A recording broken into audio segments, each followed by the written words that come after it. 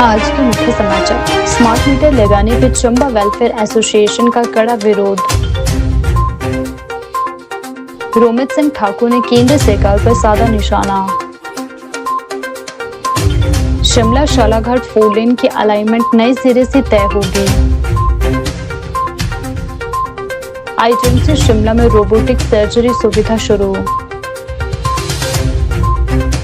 सब्जी और फलों के दामों में गिरावट। नाहन में गर्मियों को लेकर जल शक्ति विभाग सतर्क। जनजातीय क्षेत्रों के साथ हुआ भेदभाव, जगत सिंह नेगी। बड़ी कार्यवाही, 1 करोड़ रुपए की एलएसडी बरामद। अब समाचार विस्तार से। हिमाचल प्रदेश के प्रमुख स्वास्थ्य संस्थान इंदिरा गांधी मेडिकल कॉलेज एवं अस्पताल आईजीएमसी शिमला में आधुनिक चिकित्सा सुविधाओं की दिशा में एक बड़ा कदम आज उठाया गया।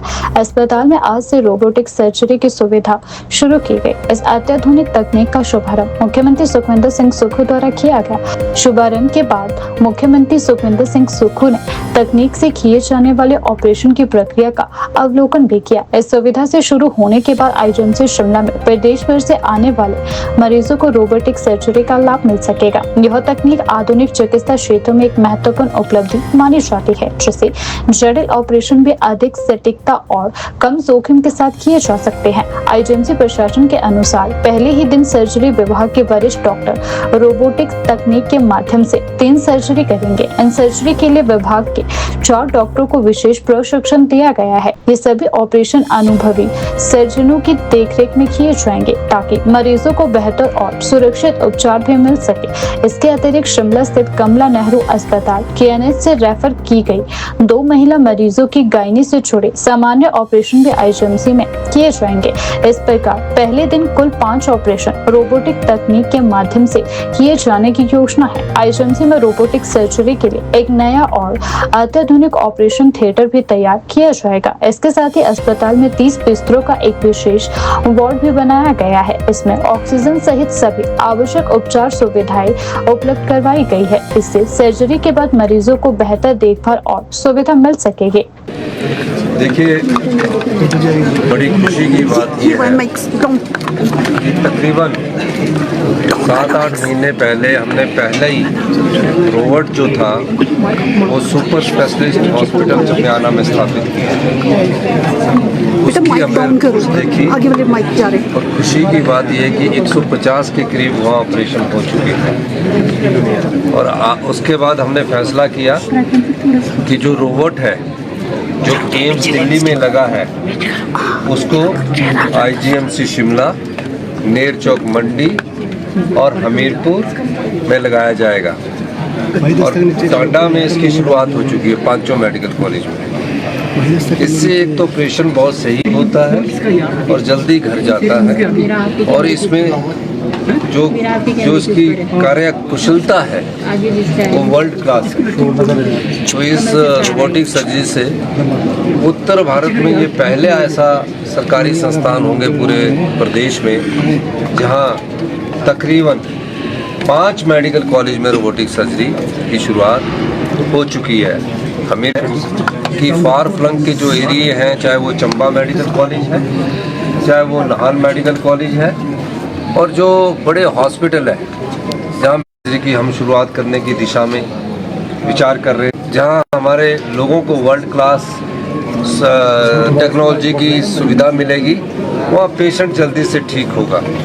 तो ये हेल्थ सेक्टर में जितना पैसे की जरूरत होगी उसमें कोई कमी नहीं रखी जा रही है।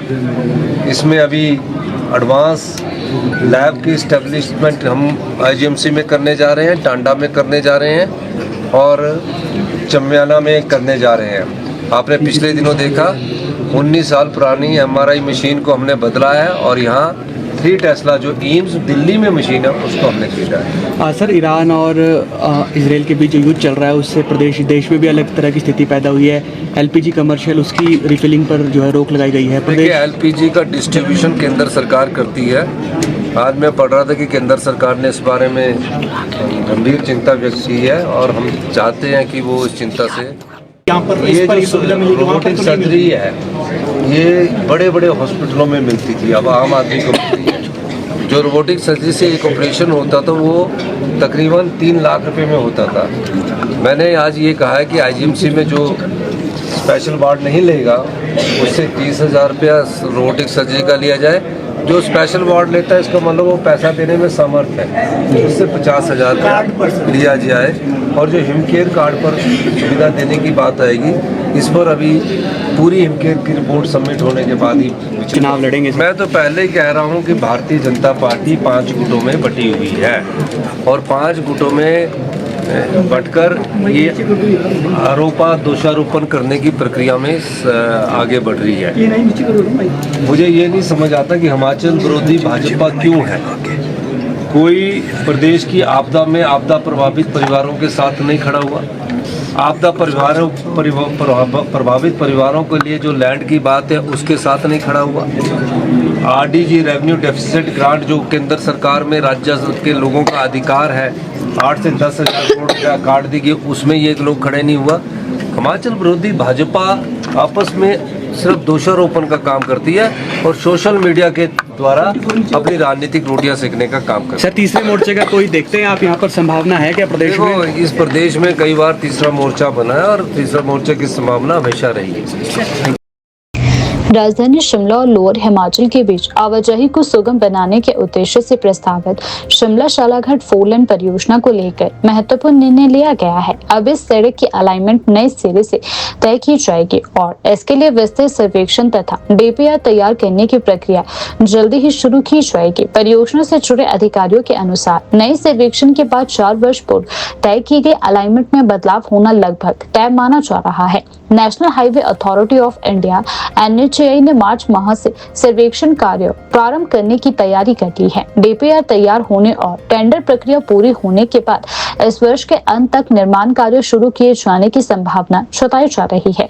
यह परियोजना पूरी होने पर राजधानी शिमला और लोअर हिमाचल के बीच यात्रा अधिक सुगम हो जाएगी, जिससे क्षेत्रीय संपर्क और आर्थिक गतिविधियों को गति मिलने की उम्मीद है। प्रस्तावित योजना के तहत शालाघाट से शिमला तक लगभग 27 किलोमीटर लंबे हिस्से को 4 लेन में विकसित किया जाना है। यह परियोजना व्यापक रूप से शिमला मटौर 4 लेन का हिस्सा है।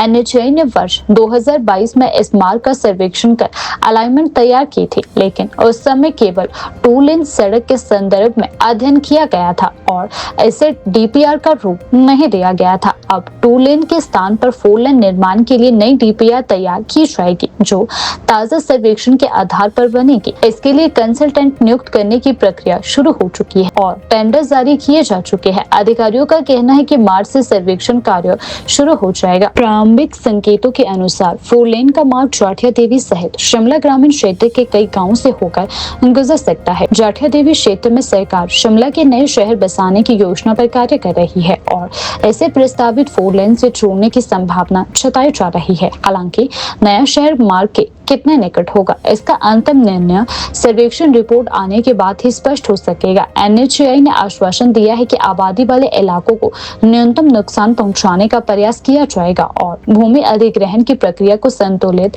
ढंग से संचालित किया जाएगा। 4 लेन मार्ग तारा देवी और शोकी के आसपास कालका शिमला 4 लेन के हिस्से ढली कैथली घाट मार्ग से जुड़ेगा। शिमला से नौनी के बीच इस सड़क पर एक टोल बैरियर स्थापित करने का प्रस्ताव भी है। पहले किए गए सर्वेक्षण में शिमला के 51 और सोलन जिले के 4 गांव सड़क निर्माण के जद में आ रहे थे। उन गांव के लोग भूमि अधिग्रहण प्रक्रिया के इंतजाम में थे, लेकिन अब नए अलाइनमेंट के बाद कितने गांव प्रभावित होंगे, यह सर्वेक्षण रिपोर्ट के बाद ही सामने आएगा। परियोजना पर जानकारी देते हुए क्षेत्रीय अधिकारी ने कहा कि 4 लेन के अलाइनमेंट और डीपीआर जल्द तैयार की जाएगी। इसके लिए मार्च से सर्वेक्षण शुरू करवाने की तैयारी है और टेंडर प्रक्रिया प्रारंभ हो चुकी है। इस परियोजना के साथ साथ अन्य 4 लेन निर्माण कार्य भी जारी है, जिससे शिमला की कनेक्टिविटी और बेहतर होने की उम्मीद है। विशेष रूप से चंडीगढ़ तथा लोअर हिमाचल से राजधानी की यात्रा अधिक सुगम हो जाएगी। शिमला परवाणु 4 लेन परियोजना को अगले वर्ष के अंत तक पूरा करने के लक्ष्य रखा गया है।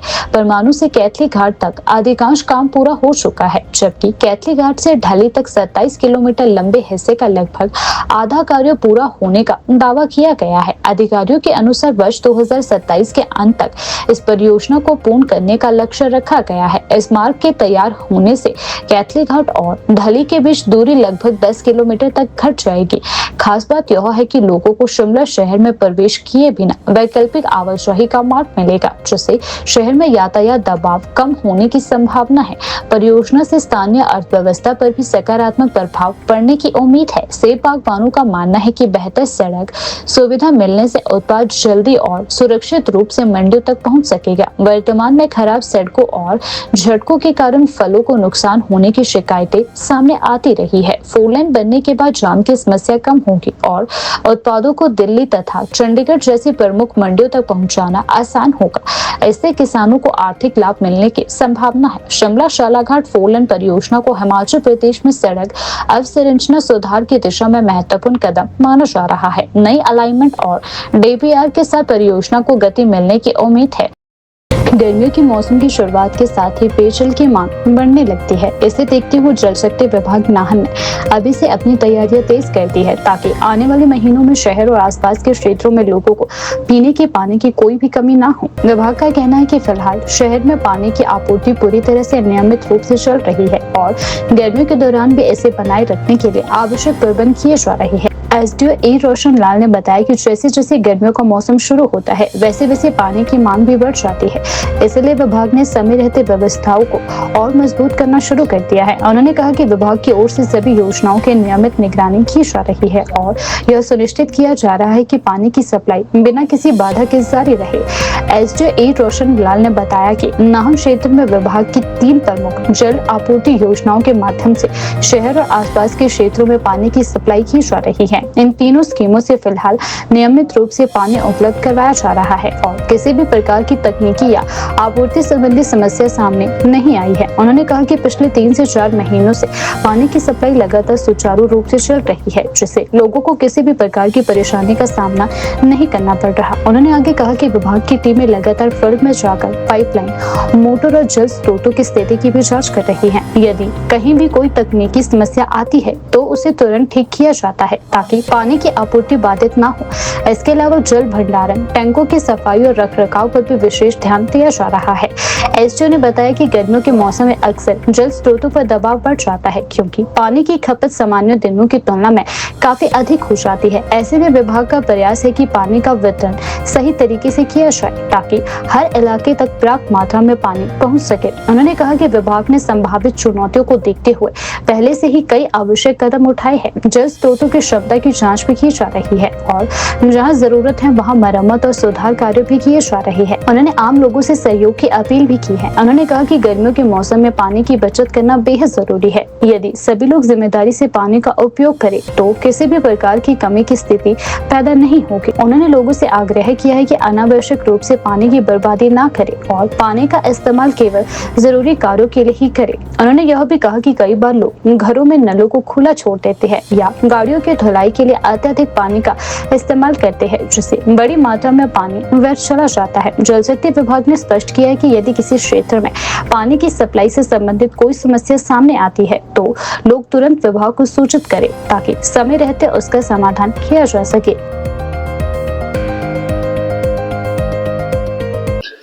आने वाला समय गर्मी का शुरू हो रहा है, तो जल शक्ति विभाग अभी से उसकी प्लानिंग तैयार कर रहा है।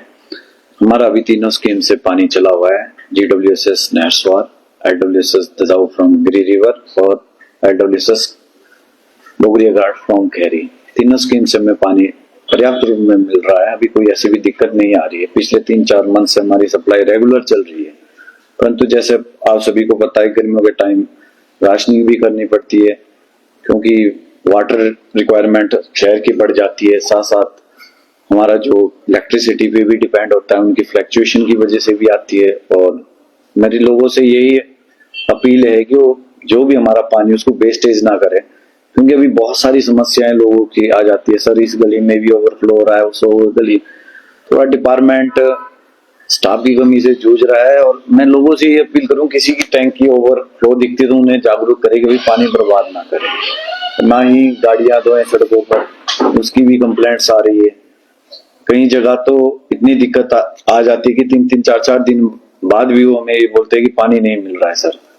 उसके लिए डिपार्टमेंट ने यही अनुरोध है कि जो भी ओवरफ्लो पाइप दिखती है या कहीं वेस्टेज दिखती है वो डिपार्टमेंट को तुरंत फोन करे ताकि हम उसको समय आने पर बंद कर सके।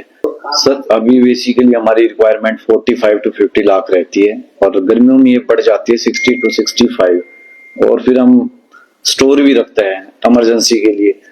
जैसे आगे गर्मी का मौसम है, फायर वालों की भी रिक्वायरमेंट बढ़ती है तो हमारा 60-70 तक चली जाती है। हिमाचल प्रदेश में बिजली उपभोक्ताओं के घरों में स्मार्ट मीटर लगाने की प्रक्रिया का चंबा वेलफेयर एसोसिएशन ने कड़ा विरोध किया है। एसोसिएशन के महासचिव सुरेश कश्मीरी ने पत्रकारों से बातचीत करते हुए कहा कि यह योजना आम लोगों पर अतिरिक्त आर्थिक बोझ डालने वाली है, इसलिए प्रदेश सरकार को इसे तुरंत वापस लेना होगा।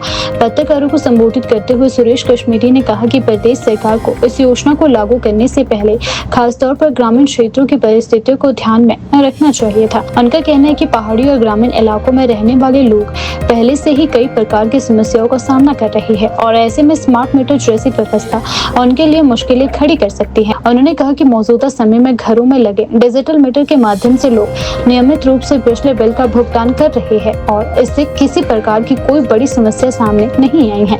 ऐसे में स्मार्ट मीटर लगाने की आवश्यकता समझ से परे हो चुकी है। चंबा वेलफेयर एसोसिएशन का कहना है कि स्मार्ट मीटर लागू होने के बाद बिजली उपभोक्ताओं को प्रीपेड प्रणाली के तहत पहले ही बिजली का रिचार्ज करना पड़ेगा, जिससे आम लोगों खासकर आर्थिक रूप से कमजोर परिवारों पर अतिरिक्त दबाव पड़ेगा। चंबा वेलफेयर एसोसिएशन ने प्रदेश सरकार से मांग की है कि इस योजना पर दोबारा विचार किया जाए। केंद्र सरकार द्वारा प्रस्तावित विद्युत संशोधन 2025 उसके विरोध में ही सभी सदस्यों ने बोला, क्योंकि इस संशोधन विधेयक के तहत भारत वर्ष के प्रत्येक घर में पुराने मीटरों की जगह स्मार्ट मीटर के नाम से नए मीटर लगाए जा रहे हैं, जिसका कि हर तरफ से विरोध होता आ रहा है, क्योंकि लोग महसूस करते हैं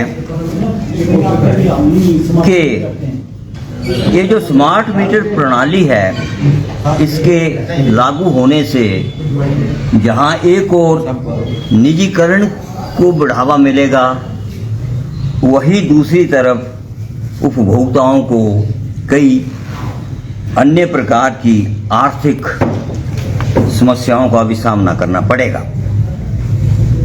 अलावा इसके ये भी जानकारी मिली है विभाग द्वारा कि प्रत्येक मीटर की जो कीमत है वो है 9,500 रुपये और वो भी उपभोक्ताओं के ऊपर जबरन थोपी जा रही है, जबकि किसी भी उपभोक्ता ने पुराने मीटरों को बदल करके नए मीटर लगाने की याचना नहीं की है।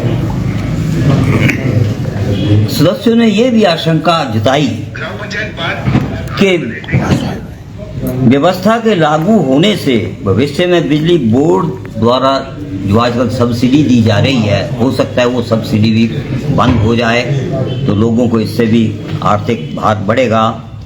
और साथ में जो आउटसोर्स कर्मचारी लगे हुए हैं बिल वितरण के लिए या थोड़ा छोटा मोटा काम करने के लिए, तो जब स्मार्ट मीटर लग जाएंगे तो उनकी भी नौकरी जो है उस पर भी संकट आ जाएगा।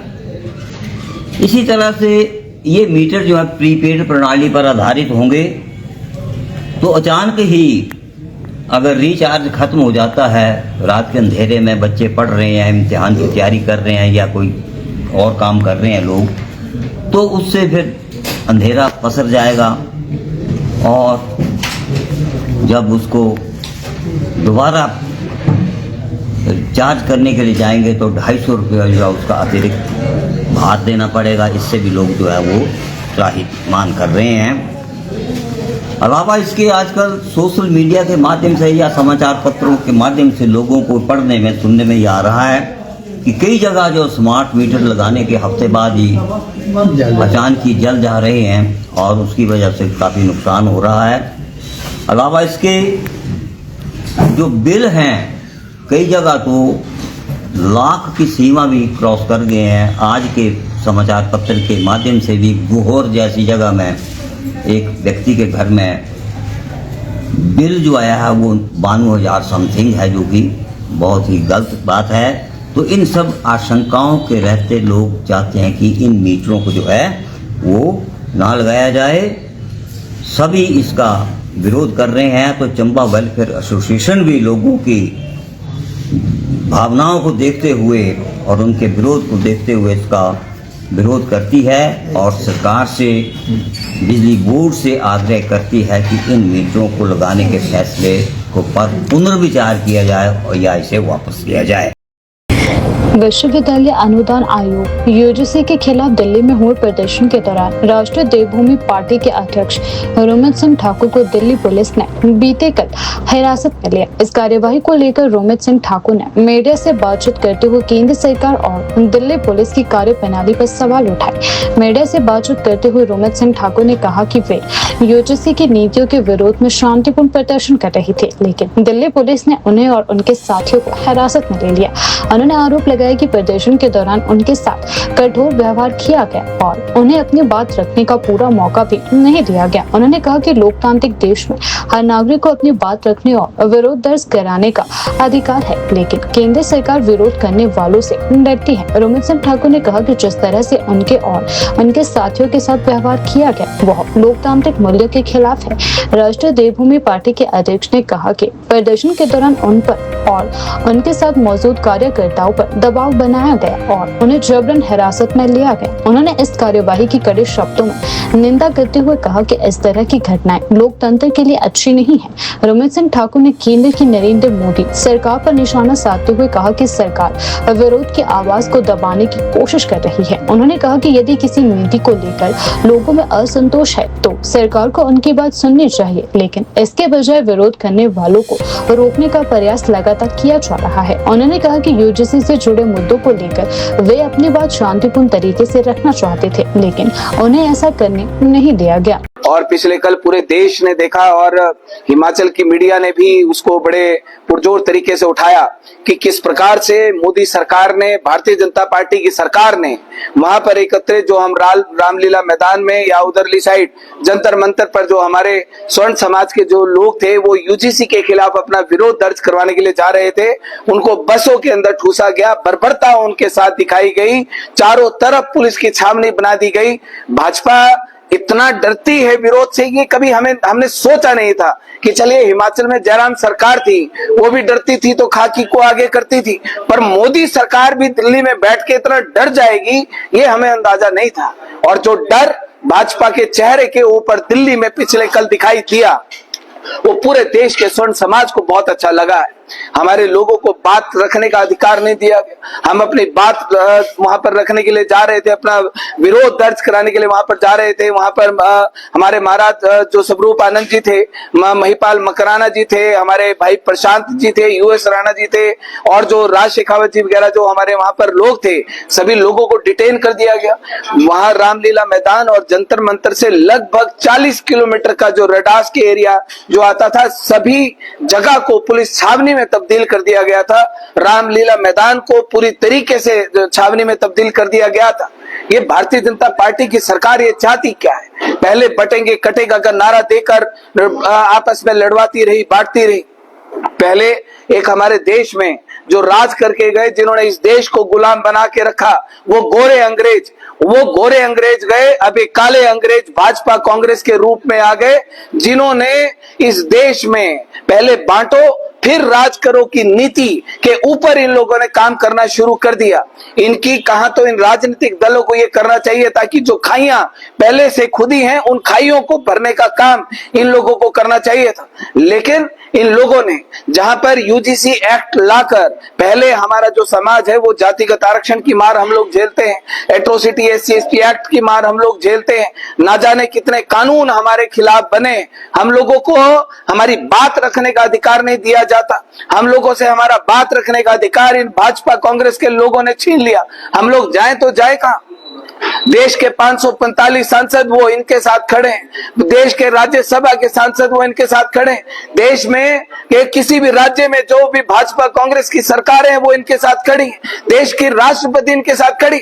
हमारे लिए तो कोई नाम तक नहीं लेता। हम लोग अपना विरोध दर्ज करने जाते हैं, हमारे खिलाफ कानून लाए जाते हैं, अगर हम उनका विरोध भी दर्ज करें तो हमारे लोगों के ऊपर बर्बरता दिखाई जाती है।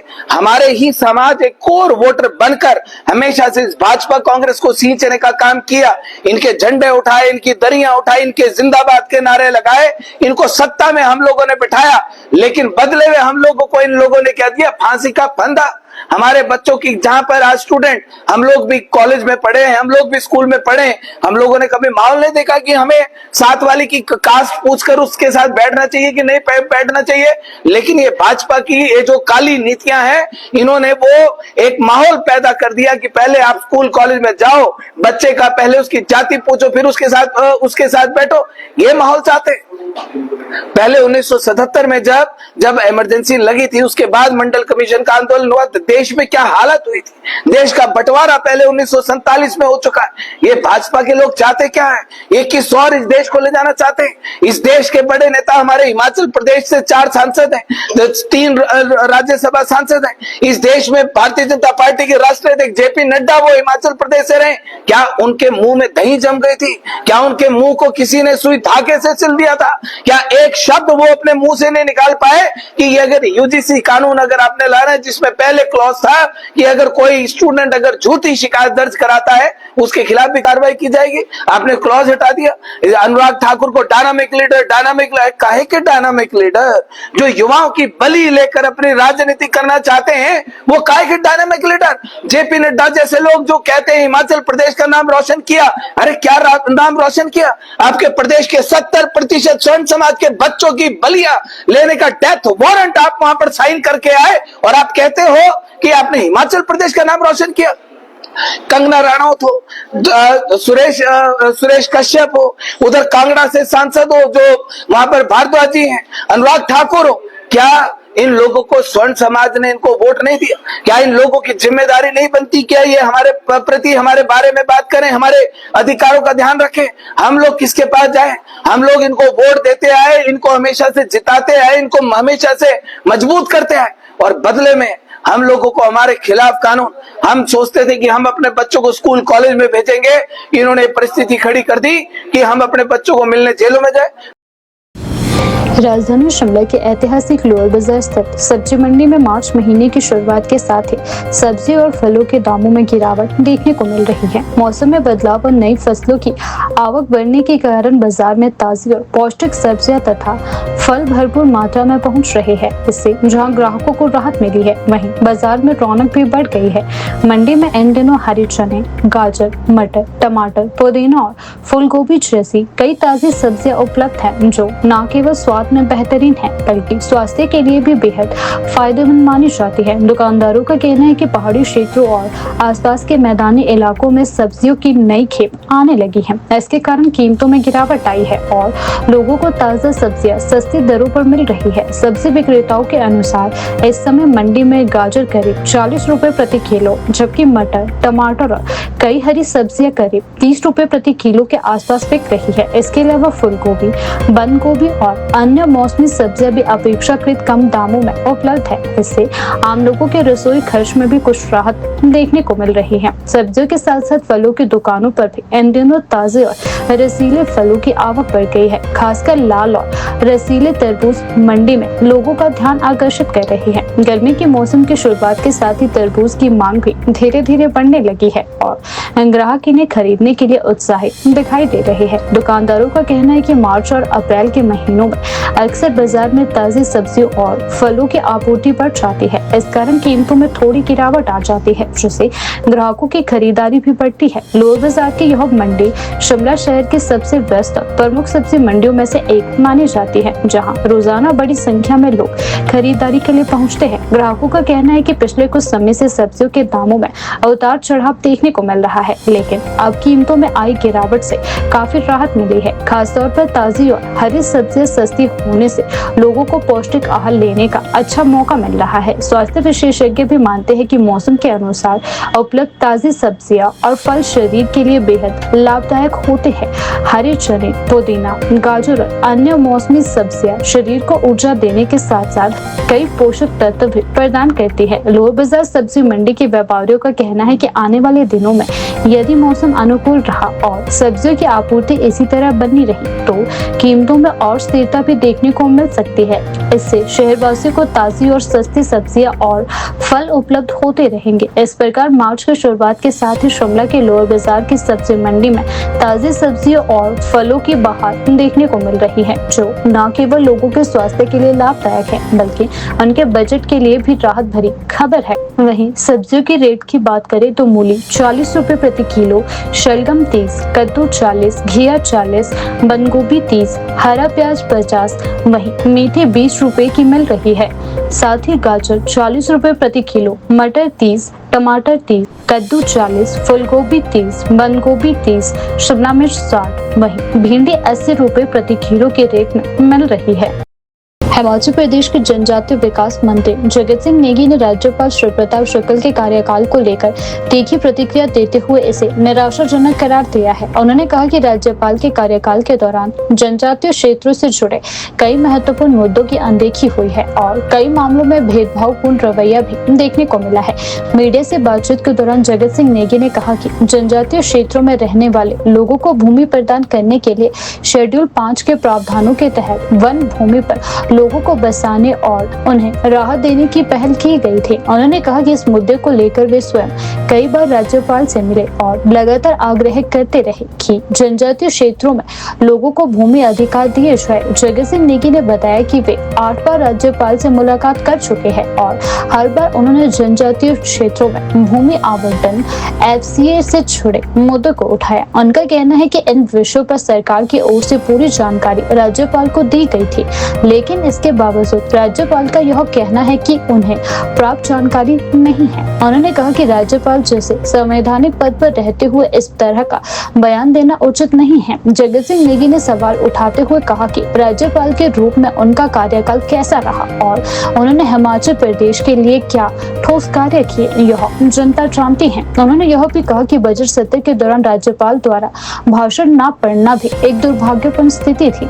जगत सिंह नेगी के अनुसार 3 साल पहले से ही वे लगातार जनजातीय क्षेत्रों में लोगों को बसाने और उन्हें भूमि अधिकार देने की मांग करते आ रहे हैं, लेकिन भाजपा की छोटी सोच के कारण इस दिशा में अपेक्षित सहयोग नहीं मिला है। जगत सिंह नेगी ने कहा कि वे जल्द ही नए राज्यपाल से मुलाकात करेंगे और जनजातीय क्षेत्रों से जुड़े सभी मुद्दों को विस्तार से उनके सामने रखेंगे ताकि इन समस्याओं का समाधान निकाला जा सके। इस वार्ता में माननीय हिमाचल प्रदेश के पूर्व राज्यपाल उन्होंने जो है एक प्रेस वार्ता में हिमाचल से विदाई से पहले जो आपसे वार्तालाप किया, उसमें कुछ विशेष टिप्पणियां जो है हिमाचल प्रदेश की कार्यशाली, चाहे लोगों की कही हो चाहे प्रदेश सरकार की कही हो, उस पर उन्होंने टिप्पणी की है।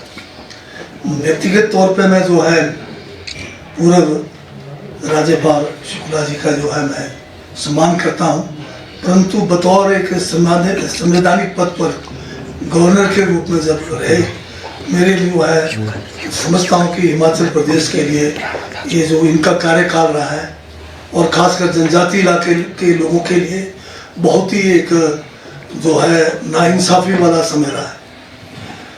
अगर मैं पहले जनजातीय क्षेत्रों की बात करूं तो हमारा जो भारत का संविधान है, संविधान के अनुच्छेद 5 में जो राज्यपाल होते हैं वो जनजातीय क्षेत्र जो हमें जो है शेड्यूल एरिया डिक्लेयर किया गया है उसके ये संरक्षक होते हैं और इनको इतनी बड़ी शक्तियां दी गई है संविधान से कि जो पार्लियामेंट को भी नहीं है, जो विधानसभा को भी नहीं है। अगर गवर्नर जो शेड्यूल एरिया के लिए है, जैसे हिमाचल में शुक्ला जी थे, तो कैबिनेट के प्रस्ताव पर, जनजातीय सलाहकार परिषद के प्रस्ताव पर उनको जो है संविधान के अनुच्छेद 5 के ऊपर बहुत सारे प्रावधान थे उनको करना चाहिए था। जैसे कि जो संविधान के अनुच्छेद 5 है उसमें गवर्नर को इतनी शक्तियां हैं कि वो कोई भी कानून जो प्रदेश का है या केंद्र सरकार का है उसको जनजातीय क्षेत्रों के हित में उसको जो है सस्पेंड भी कर सकते हैं, उसका संशोधन भी कर सकते हैं। ये सारी शक्तियां उनको दी गई है। और साथ में अगर कोई ऐसा जिसमें आपका जो धन के साथ जुड़ा हुआ कोई एक्ट हो उसके लिए राष्ट्रपति महोदय को भी जो है दिया गया है। तो इस किस्म का जो अनुच्छेद 5 के तहत जनजातीय क्षेत्रों में हमने 2014 में पहली बार जो है, शायद मैं समझता हूँ कि शेड्यूल 5 में हिमाचल के अंदर ही हमने शुरू की थी कि हमारी कैबिनेट ने उस समय की सरकार ने गवर्नर को प्रस्ताव भेजा शेड्यूल 5 में जो जनजातीय क्षेत्रों में जिन लोगों के पास भूमि 20 बीघे से कम है उनको भूमि प्रदान करने के लिए 1980 का जो फॉरेस्ट कंजर्वेशन एक्ट है उसको सस्पेंड करने का। तो उस समय जो गवर्नर थी, लेडी गवर्नर थी, उन्होंने जो है इसी जो है ये जो शक्तियाँ थी उन शक्तियों का निर्वहन करते हुए हिमाचल प्रदेश के जनजातीय क्षेत्रों से 2014 से लेकर 16 तक और फिर बाद में 16 से 18 तक दूसरे गवर्नर आए थे उस समय, उन्होंने भी इसको किया कि जो फॉरेस्ट कंजर्वेशन एक्ट 1980 है इन शेड्यूल एरियाज में इतने पीरियड के लिए नहीं लगेगा। और उसका फायदा ये हुआ कि हम वहाँ के लोगों को जो फॉरेस्ट लैंड है उसके ऊपर लोगों को भूमि प्रदान कर पाए। हजारों लोगों के जो केस जो लंबित पड़े थे उनमें से बहुत सारे लोगों को ज़मीन दी गई, बहुत सारे लोगों को जो पट्टे नहीं मिले थे ज़मीन के वो भी दिलाए गए। और उन ज़मीनों के ऊपर आज जो है सेब के बाग बगीचे तैयार हो गए। और ये जो गवर्नर साहब हैं शुक्ला जी, इनके पास मैं 8 बार गया इसी मुद्दे को लेकर। और आखिरी मर्तबा जब मैं गया इस साल के जनवरी की 1 तारीख को इनको बधाई देने गया था नए साल का, और साथ में माननीय मुख्यमंत्री भी थे प्रदेश के। और उस दिन भी मैंने लिखित में उनसे गुहार लगाई। बहुत सारा जो है हमारा सतलुज का पानी जो है समुद्र में पहुंच गया है, परंतु 3 साल से आप जो है हमारे जो केस है नोतोड़ का मामला है, एफसी का सस्पेंशन है, उसके ऊपर आप कोई कार्रवाई नहीं कर रहे। तो उस समय उन्होंने जो है 1 तारीख नया साल 2026 माननीय मुख्यमंत्री भी थे सामने, कुछ और अन्य लोग भी वहाँ थे, कहा कि मैं शीघ्र इस पर फैसला करूँगा। मैंने सोचा चलो देर सही दुरुस्त आएंगे। और मैं फिर उसके बाद दोबारा अभी गवर्नर साहब जो थे उनसे समय मांग रहा था मुलाकात के लिए। दोबारा एक बार मैंने कहा और 9वीं बार जाके कोशिश करूँगा कि जो किंग ब्रूस की तरह ट्राई अगेन वाली बात थी, स्पाइडर वाली कहानी, मैं 9वीं बार जाता हूँ। तो गवर्नर साहब ने मुझे जो है इनके ऑफिस से ये मिला कि गवर्नर साहब जो है 9 तारीख के बाद ही मिलेंगे। मैं 9 तारीख का इंतजार 9वीं बार के लिए करता रह गया, पर गवर्नर साहब जो है टिप्पणी करके चले गए। मुझे सबसे बड़ा अफसोस ये हुआ कि संवैधानिक पद पर बैठे हुए व्यक्ति ने बहुत ही गैर जिम्मेदाराना जो है बयान दिया। शिमला पुलिस नशे के खिलाफ जीरो टॉलरेंस नीति के तहत लगातार सख्त कार्यवाही कर रही है। इसी कड़ी में पुलिस थाना न्यू शिमला में 10 मार्च 2026 को धारा 22 और 29 एनडीपीएस एक्ट के अंतर्गत मामला दर्ज किया गया। पुलिस को मिली सूचना के आधार पर पुलिस टीम ने हेम निवास बीसी शिमला में तफ्तीश दी। इस दौरान पुलिस ने 2 आरोपियों को गिरफ्तार किया और उनके कब्जे से बड़ी मात्रा में नशीला पदार्थ बरामद किया। गिरफ्तार किए गए आरोपियों की पहचान संदीप शर्मा 40 वर्ष, पुत्र स्वर्गीय शिवराम शर्मा निवासी तहसील धर्मकोट जिला पंजाब और प्रिया शर्मा 26 वर्ष, पुत्री स्वर्गीय अनिल शर्मा निवासी गांव वह डाकघर ददाहू जिला सिरमौर हिमाचल प्रदेश के रूप में हुई है। प्रारंभिक जांच में यह भी सामने आया कि आरोपी संदीप शर्मा पिछले करीब 10 वर्षों से एलएसडी की तस्करी कर रहा था। पूछताछ के दौरान यह भी पता चला कि उसके खिलाफ पहले भी 33 ग्राम चिट्टे के मामले में मुकदमा दर्ज हो चुका है। पुलिस ने बताया कि मामले की जांच अभी जारी है और इस तस्करी से जुड़े अन्य लोगों की भी तलाश की जा रही है। शिमला पुलिस के अनुसार इस वर्ष अब तक एनडीपीएस एक्ट के तहत 73 मामले दर्ज किए जा चुके हैं और 136 आरोपियों को गिरफ्तार किया गया है। इनमें से 12 आरोपी बाहरी राज्यों जैसे पंजाब, हरियाणा, उत्तर प्रदेश, बिहार और नेपाल भारत बॉर्डर से जुड़े नेटवर्क के तहत गिरफ्तार किए गए हैं। इसके अलावा PIT NDPS एक्ट के तहत पिछले 45 दिनों में 30 लोगों को गिरफ्तार कर जेल भी भेजा जा चुका है। शिमला पुलिस का कहना है कि नशे के खिलाफ यह अभियान आगे भी जारी रहेगा। नीति के तहत लगातार सख्त कार्रवाई की जा रही है। इसके अंतर्गत पुलिस थाना न्यू शिमला में अभियोग संख्या 14/26 दिनांक 10/3/26 अधीन धारा 22 व 29 NDPS एक्ट के अंतर्गत मामला दर्ज किया गया है। उक्त अभियोग में गोपनीय सूचना के आधार पर पुलिस टीम द्वारा हिम निवास BCS शिमला में दबिश दी गई, जहां संदीप शर्मा पुत्र शिवराम शर्मा तहसील धर्मकोट जिला मोगा पंजाब उम्र 40 वर्ष और प्रिया शर्मा पुत्री अनिल शर्मा निवासी व डाकघर ददाहू जिला सिरमौर उम्र 26 वर्ष के कब्जे से 562 स्ट्रिप्स स्टैंप साइज LSD कुल वजन 11.57 ग्राम बरामद की गई है। NDPS अधिनियम के तहत LSD की कमर्शियल मात्रा की श्रेणी 0.1 ग्राम से अधिक है, जिसमें 20 साल सजा का प्रावधान भी है। अभियोग में पुलिस टीम द्वारा लगभग 11.5 ग्राम LSD बरामद की गई है, जिसकी अंतर्राष्ट्रीय बाजार में अनुमानित कीमत लगभग 1 करोड़ रुपए है। प्रारंभिक जांच में सामने आया है कि आरोपी संदीप शर्मा पिछले 10 वर्ष से LSD की तस्करी कर रहा है और पूछताछ के दौरान ये भी बात सामने आई है कि इसके विरुद्ध 33 ग्राम चिट्टे का एक मुकदमा पहले भी दर्ज है। मामले में आगामी अन्वेषण जारी है।